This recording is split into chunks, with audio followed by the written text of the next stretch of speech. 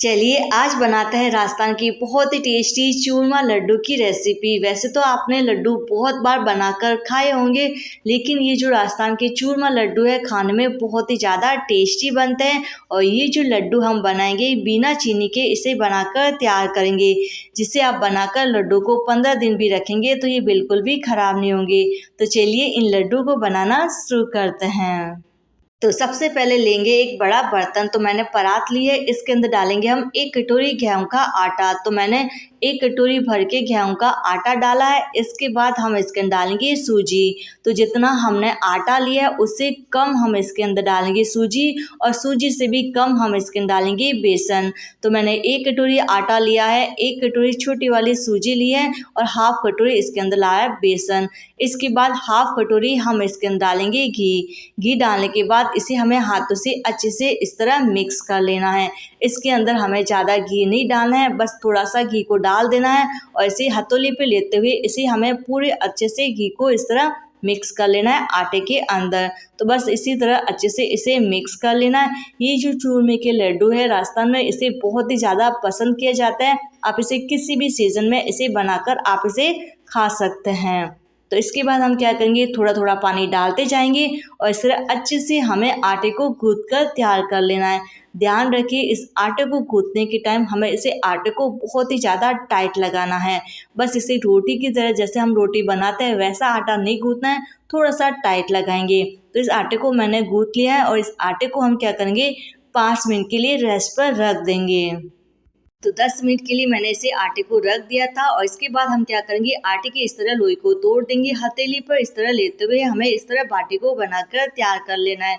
आप किसी भी शेप का बनाकर तैयार कर सकते हैं, लेकिन राजस्थान में खासकर इसे मुट्ठी बाटी भी कहा जाता है, क्योंकि इसके ऊपर हम अंगुली का इस तरह निशान बनाते हैं। तो सारे आटे की हम क्या करेंगे इसी तरह आटे से मुट्ठी बाटी बनाकर तैयार कर लेंगे और इस तरह हम क्या करेंगे धीरे धीरे करते हुए इसे बनाते जाएंगे। और इसके बाद आप देख सकते हो सारी जो बाटी है वो हमने बनाकर तैयार कर ली है।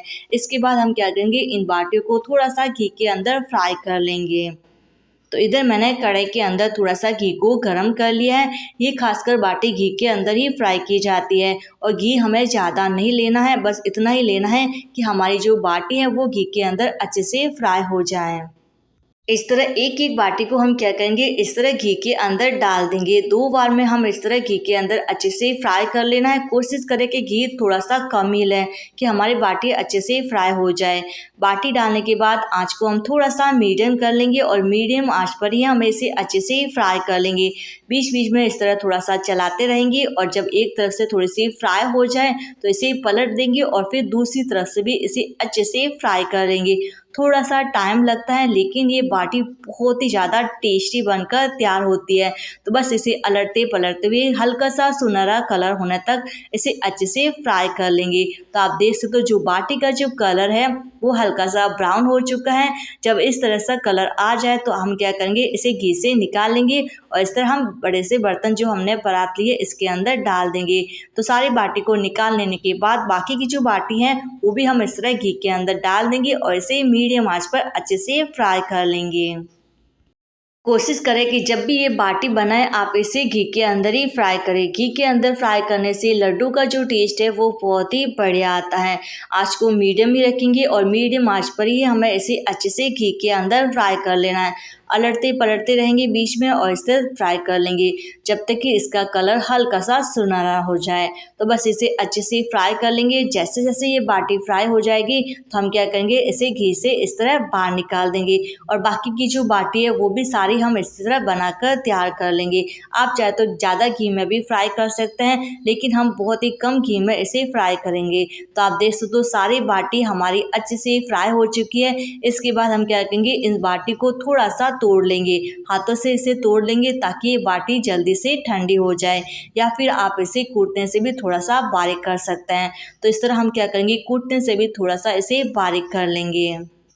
पहले के टाइम में जब ये लड्डू बनाते थे तो इन लड्डू को कूटने के अंदर कूट के फिर इन लड्डू को बनाया जाता था। तो हम क्या करेंगे इसे थोड़ा सा बारीक कर लेंगे और बारीक करने के बाद हम क्या करेंगे इसे थोड़ा सा ठंडा होने के लिए रख देंगे। जब तक हमारी बाटी ठंडी हो रही है इधर हमारा जो कढ़ाई के अंदर घी बच गया था इसके अंदर डालेंगे थोड़े से ड्राई फ्रूट्स में हम इसके अंदर डालेंगे बादाम। बादाम को क्या करेंगे हम हल्का सा घी के अंदर फ्राई कर लेंगे। तो आप देख सकते हो हमारी जो बादाम है घी के अंदर अच्छे से फ्राई हो चुकी है। इसे एक प्लेट के अंदर निकाल लेंगे और इसके बाद हम इसके डालेंगे थोड़े से काजू, और काजू को भी घी के अंदर अच्छे से फ्राई कर लेंगे। आप इस मतलब चूरमे के अंदर और फिर ड्राई फ्रूट्स को फ्राई करके डाल सकते हैं। तो काजू को भी मैंने अच्छे से फ्राई कर लिया है। इस तरह हम क्या करेंगे दोनों ड्राई फ्रूट्स को घी के अंदर फ्राई कर लेंगे। फ्राई करने के बाद ही हम इसे लड्डू के अंदर डालेंगे तो इन ड्राई फ्रूट्स का टेस्ट और भी अच्छा आएगा। इसके बाद हम क्या करेंगे जो बाटी हमने ठंडी होने के लिए रखी थी वो ठंडी हो चुकी है। इसे मिक्सी के जार के अंदर डाल देंगे और इसे क्या करेंगे 2-3 बार मिक्सी के अंदर रुक कर इसे अच्छे से चला लेंगे और इसे इस तरह बारीक कर लेंगे। तो बहुत ही ईजी तरीके से ये बारीक हो जाता है। इसके बाद हम क्या करेंगे बाकी की जो बाटी है वो भी हम इसी तरह इसे मिक्सी के अंदर अच्छे से पीस लेंगे और इस तरह इसे परात के अंदर इस तरह डाल देंगे। तो सारी बाटी को इसी तरह अच्छे से मिक्सी के अंदर पीस लेंगे ताकि लड्डू हमारे जल्दी से बनकर तैयार हो जाए। इसके बाद हम क्या करेंगे जो ड्राई फ्रूट्स हमने फ्राई किए इसे थोड़ा सा कूटने के अंदर दरदरा कर लेंगे। ज़्यादा बारीक नहीं करना है, बस काजू और बादाम के 3-4 टुकड़े कर लेंगे।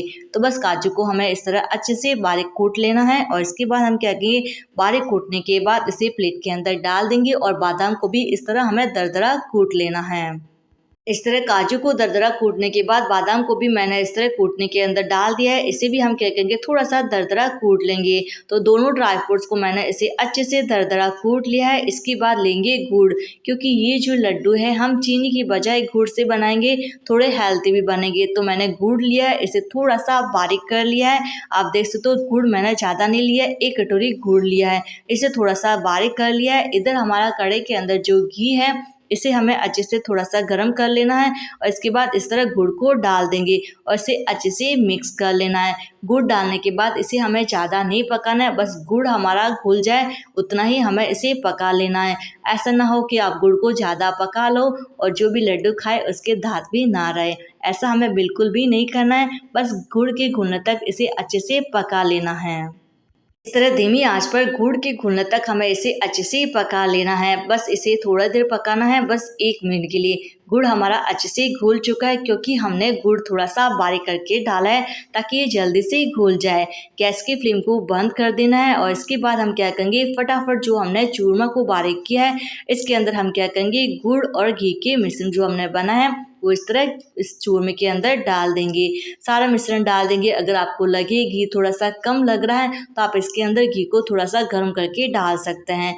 इसके बाद हम इसके अंदर डालेंगे काजू और बादाम जो हमने फ्राई किए हैं वो इस तरह इस चूरमे के अंदर डाल देंगे। थोड़ा सा इसके अंदर डालेंगे किशमिश, टेस्ट बहुत ही बढ़िया आएगा। साथ ही हम इसके अंदर डालेंगे थोड़ी सी खसखस, अगर आपके पास हो तो आप डाल सकते हैं, नहीं तो आप इसे बिना डाले भी इन लड्डू को बनाकर तैयार कर सकते हैं।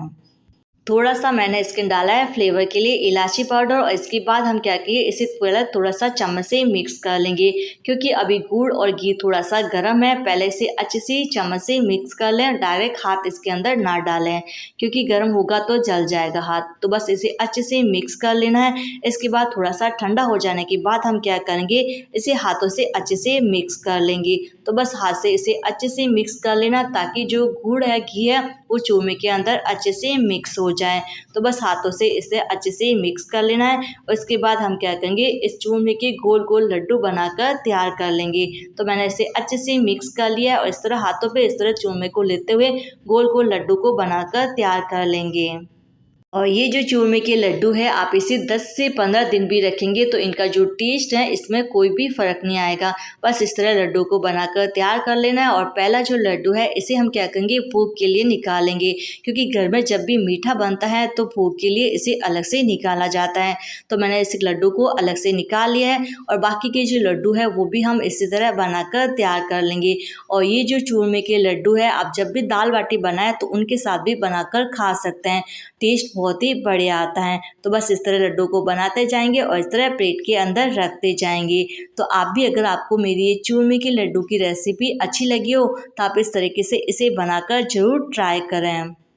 तो ये लीजिए हमारे बहुत ही टेस्टी राजस्थान के जो चूरमा के जो लड्डू है वो बनकर तैयार हो चुके हैं। ये जो लड्डू है बहुत ही ज़्यादा टेस्टी बनते हैं, दिखने में जितने अच्छे हैं उतने खाने में बहुत ही ज़्यादा अच्छे बने हैं। अगर आपको मेरी चूरमे के लड्डू की रेसिपी अगर अच्छी लगी हो तो वीडियो को लाइक करें, चैनल को सब्सक्राइब करें और शेयर करें। तो मिलते हैं एक नई रेसिपी के साथ।